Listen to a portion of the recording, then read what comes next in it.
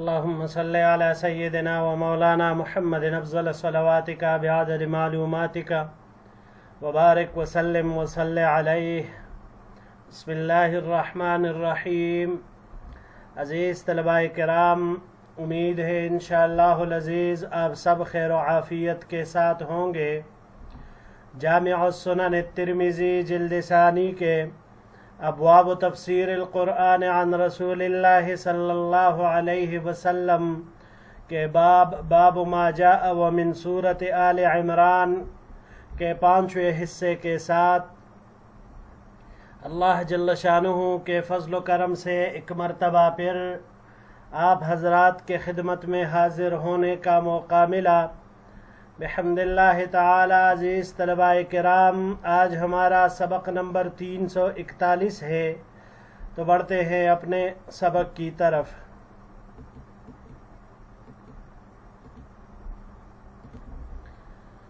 وبه قال حدثنا قتيبة قال حدثنا عبد الواحد بن زياد عن حسيف قال حدثنا مقسم قال قال ابن عباس رضی اللہ تعالی عنہما. ہمیں روایت کی قتیبہ نے، انہوں نے روایت کی عبد الواحد ابن زیاد سے، انہوں نے حسیب سے، انہوں نے روایت کی مقسم سے. مقسم نے کہا کہ عبداللہ ابن عباس رضی اللہ تعالی عنہما نے فرمایا: نزلت هذه الآية وما كان لنبي أن يغل في قطيفة حمراء افتقدت يوم بدر. یہ آیت کریمہ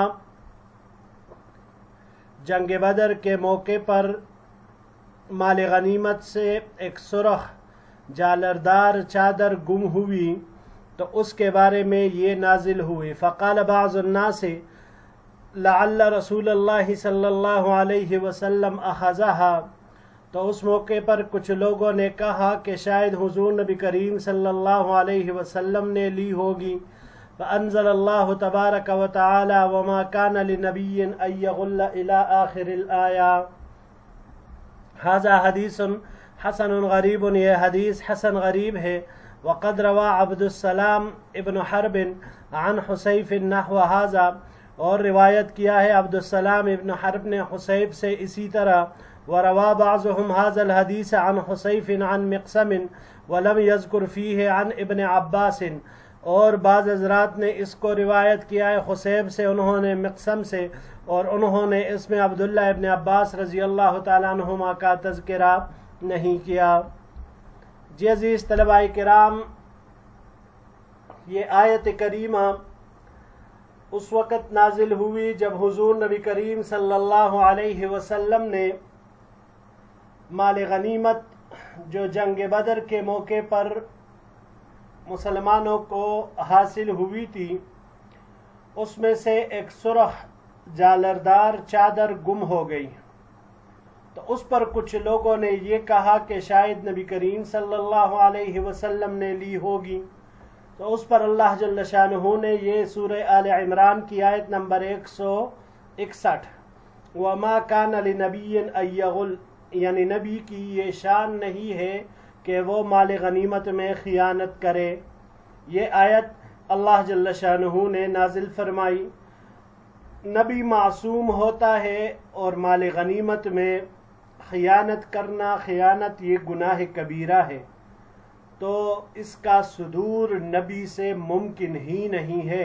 لہٰذا ان کا یہ سوچنا، ان کا یہ بولنا مکمل طور پر یہ غلط اور ناجائز ہے. بڑھتے ہیں جی اگلی روایت کی طرف. وبه قال حدثنا يحيى بن حبيب ابن عربي قال حدثنا موسى بن إبراهيم ابن كثير الأنصاري قال سمعت طلحة بن خراش قال سمعت جابر بن عبد الله رضی اللہ تعالی عنہ يقول. ہمیں روایت کی یحییٰ ابن حبیب ابن عربی نے، انہوں نے روایت کی موسیٰ ابن ابراہیم ابن کثیر انصاری سے. موسیٰ نے کہا کہ میں نے طلحہ ابن خراش کو فرماتے ہوئے سنا کہ انہوں نے کہا کہ میں نے جابر ابن عبداللہ رضی اللہ تعالی عنہ کو فرماتے ہوئے سنا: لقینی رسول اللہ صلی اللہ علیہ وسلم فقال لی یا جابر ما لی اراک منکسرا. جابر رضی اللہ تعالی عنہ فرماتے ہیں کہ مجھ سے حضور نبی کریم صلی اللہ علیہ وسلم کی ملاقات ہوئی تو آپ صلی اللہ علیہ وسلم نے مجھ سے پوچھا، اے جابر کیا بات ہے، میں آپ کو شکستہ خاطر دیکھ رہا ہوں؟ قلت یا رسول اللہ استشہد ابی وترک عیالا ودینا، میں نے عرض کیا اے اللہ کے رسول صلی اللہ علیہ وسلم میرے ابا شہید کر دیے گئے اور انہوں نے بچے اور قرضہ چھوڑا ہے۔ قال الا ابشرک بما لقی اللہ بہ اباک، حضور نبی کریم صلی اللہ علیہ وسلم نے ارشاد فرمایا کیا میں تم کو خوشخبری نہ سناؤں اس حالت کی جس کے ساتھ اللہ تعالیٰ نے تمہارے والد سے تمہارے ابا سے ملاقات کی؟ قال بلا یا رسول اللہ، جابر رضی اللہ تعالیٰ عنہ نے عرض کیا اے اللہ کے رسول صلی اللہ علیہ وسلم کیوں نہیں؟ قال ما کلم اللہ احدا قط الا من وراء حجاب واحیا اباک فکلمہ کفاحا، حضور نبی کریم صلی اللہ علیہ وسلم نے ارشاد فرمایا کہ اللہ جل شانہ نے کبھی کسی سے بات نہیں کی مگر پردے کی اوٹ سے، اور اللہ جل شانہ نے تمہارے ابا کو زندہ کیا پس ان سے روبرو بات کی۔ وقال، اور فرمایا یا عبدی تمنا علی اعطیک، اے میرے بندے مجھ سے آرزو کر میں تجھے دوں گا۔ قال یا ربی تحیینی فاقتل فیک ثانیۃ، قال الرب تبارک وتعالی انہ قد سبق منی انہم لا یرجعون، تمہارے ابا نے جواب دیا کہ اے میرے پروردگار مجھے زندہ کرے تاکہ میں آپ کی راہ میں دوبارہ مارا جاؤں۔ تو اللہ جل شانہ نے ارشاد فرمایا میری طرف سے یہ بات پہلے سے طے ہو چکی ہے کہ مرے ہوئے واپس نہیں لوٹتے۔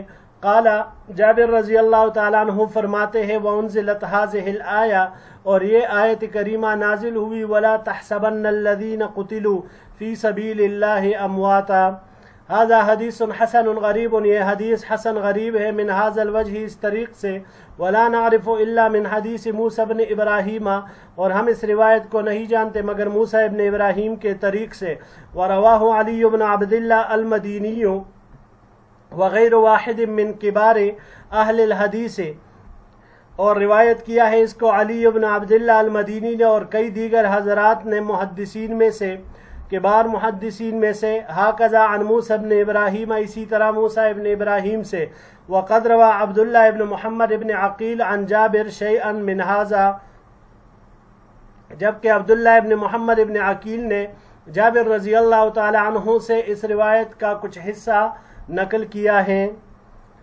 اگلی روایت کی طرف بڑھتے ہیں جی، وہ بھی اسی کے ساتھ ہے، تو دونوں کے ساتھ ملا کر پھر اس کا انشاءاللہ العزیز تفسیر اور تشریح کرتے ہیں۔ وبه قال حدثنا ابن ابی عمر قال حدثنا سفیان عن الاعمش عن عبد الله بن مرة عن مسروق عن عبد الله بن مسعود رضی اللہ تعالی عنہ، ہمیں روایت کی ابن ابو عمر نے، انہوں نے سفیان سے، انہوں نے اعمش سے، انہوں نے عبداللہ ابن مرہ سے، انہوں نے مسروق سے، انہوں نے عبداللہ ابن مسعود رضی اللہ تعالی عنہ سے، انہ سئل عن قوله تعالی ولا تحسبن الذین قتلوا فی سبیل اللہ امواتا بل احیاء عند ربهم یرزقون، کہ عبداللہ ابن مسعود رضی اللہ تعالی عنہ سے اس آیت کی تفسیر پوچھی گئی، فقال، عبداللہ ابن مسعود رضی اللہ تعالی عنہ نے فرمایا اما انا قد سألنا عن ذالک فاخبرنا، ہم نے یہ بات حضور نبی کریم صلی اللہ علیہ وسلم سے پوچھی، فاخبرنا ان ارواحهم فی طیر حزر تسرح فی الجنت حیث شاءت وتأوی الى قنادیل معلقۃ بالعرش، تو ہمیں اس بارے میں بتلایا گیا کہ شہداء کی روحیں ہرے پرندوں میں ہوتی ہے، جنت میں جہاں چاہے چرتی ہے،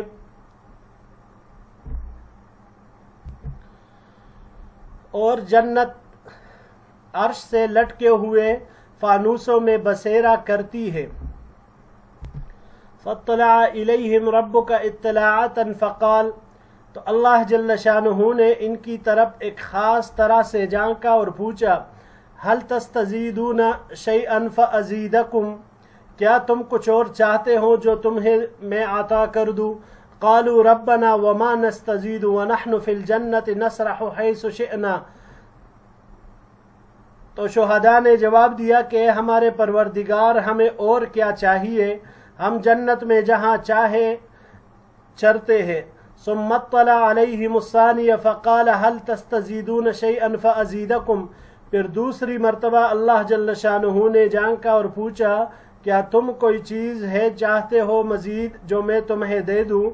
فلما رأوا انہم لا یترکون قالوا تعید ارواحنا فی اجسادنا حتی نرجع الى الدنیا فنقتل فی سبیلک مرۃ اخری، اور جب شہداء نے دیکھا کہ وہ نہیں چھوڑے جاتے، یعنی اللہ جل شانہ ان سے اسی طرح بار بار دریافت کریں گے یہاں تک کہ یہ کوئی چیز مانگے، تو انہوں نے جواب دیا اے ہمارے پروردگار آپ ہماری روحیں ہمارے جسموں میں لوٹا دے تاکہ ہم دنیا کی طرف لوٹیں اور آپ کی راہ میں دوسری مرتبہ جام شہادت نوش کرے، دوسری مرتبہ مارے جائے۔ ھذا حدیث حسن صحیح، یہ حدیث حسن صحیح ہے۔ وبه قال حدثنا ابن ابی عمر قال حدثنا سفیان عن عطاء بن السائب عن ابی عبیدہ عن ابن مسعود مثلہ، ہمیں روایت کی ابن ابو عمر نے، انہوں نے سفیان سے، انہوں نے عطاء ابن السائب سے، انہوں نے ابو عبیدہ سے، انہوں نے عبداللہ ابن مسعود رضی اللہ تعالیٰ عنہ سے اسی کی مثل روایت کی ہے۔ وزاد فیہ وتقرئ نبینا السلام وتخبرہ ان قد رضینا ورضی عنا، اور اس میں یہ زیادتی کی کہ ہمارے نبی کو ہمارا سلام پہنچائیے اور انہیں اطلاع دے کہ ہم یقیناً خوش ہیں اور ہم سے خوش ہوا گیا ہے، یعنی اللہ جل شانہ بھی ہم سے خوش ہو گئے ہیں، راضی ہو گئے ہیں۔ ھذا حدیث حسن، یہ حدیث حسن ہے۔ جی عزیز طلباء کرام، یہ دو روایتیں سورہ آل عمران کی آیت 169 کی تفسیر میں آپ علیہ السلام نے ارشاد فرمائی۔ سورۃ آل عمران کی آیت نمبر 169، وَلَا تَحْسَبَنَّ الَّذِينَ قُتِلُوا فِي سَبِيلِ اللَّهِ أَمْوَاتًا، اور آپ ان لوگوں کو مردہ خیال نہ کرے جو اللہ کے راہ میں مارے گئے ہیں، بل احیاء عند ربهم يرزقون، بلکہ وہ لوگ زندہ ہے اپنے پروردگار کے پاس روزی دیے جاتے ہیں۔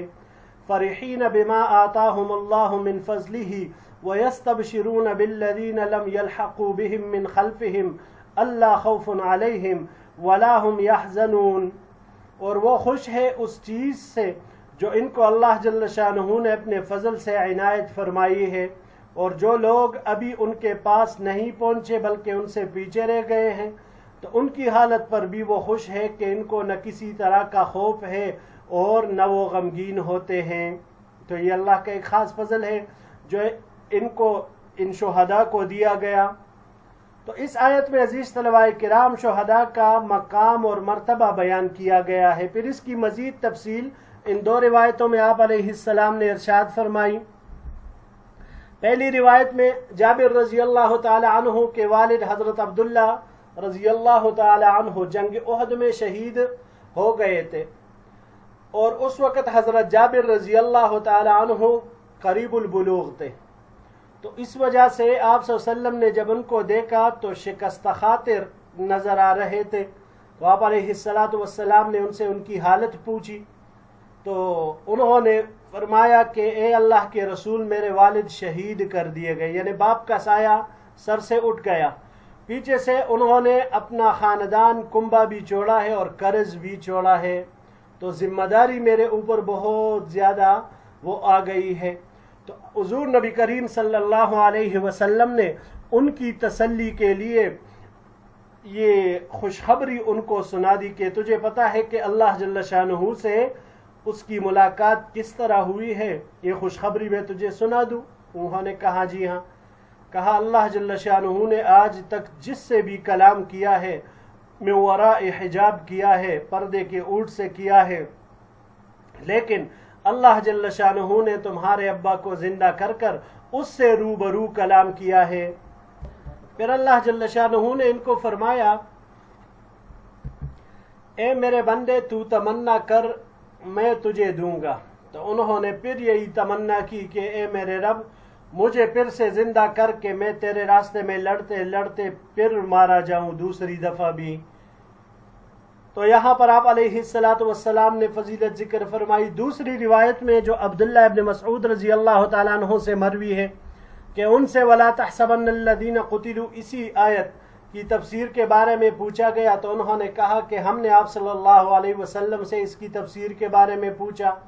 تو اس میں بھی اہل جنت میں جو شہداء کا مقام ہے وہ اللہ جل شانہ نے ذکر فرما دیا کہ سبز پرندوں میں ان کی ارواح اللہ جل شانہ ڈال دیں گے جنت میں، جہاں چاہے وہ سیر کریں گے، جہاں پر چاہے چریں گے۔ عرش کے نیچے جو پانوس قنادیل لٹکے ہوئے ہیں وہی پر وہ بسیرا کریں گے۔ ہر طرح سے آزادی ان کو اللہ نے دی ہوگی، اور وقتاً فوقتاً اللہ جل شانہ ان سے سوال کر رہے ہوں گے کیا کچھ اور ہے جو میں تمہیں دے دوں جو تم چاہتے ہو؟ تو وہ پھر کہیں گے کہ اے ہمارے پروردگار ہمیں ہمارے ارواح ہمارے بدنوں میں پھر سے لوٹا تاکہ ہم دنیا میں لوٹ جائے اور پھر سے تیرے راستے میں مارے جائے، ٹکڑے ٹکڑے کر دیے جائے، شہید ہو جائے، پھر سے ہمیں وہ نعمت وہ لذت مل جائے۔ تو یہاں پر بھی اللہ جل شانہ نے شہداء کے اکرام کے لیے یہ بات ذکر فرما دی، اور اسی طرح نبی کریم صلی اللہ علیہ وسلم کی اس حدیث سے مزید یہ بات سامنے آئی کہ شہداء کا ایک بلند مقام اور مرتبہ ہے۔ جی عزیز طلباء کرام، یہی تک ہمارا آج کا سبق تھا۔ انشاءاللہ العزیز زندگی رہی تو اگلے درس میں ایک نئے باب کے ساتھ پھر آپ کی خدمت میں حاضر ہوں گے۔ السلام علیکم ورحمۃ اللہ وبرکاتہ۔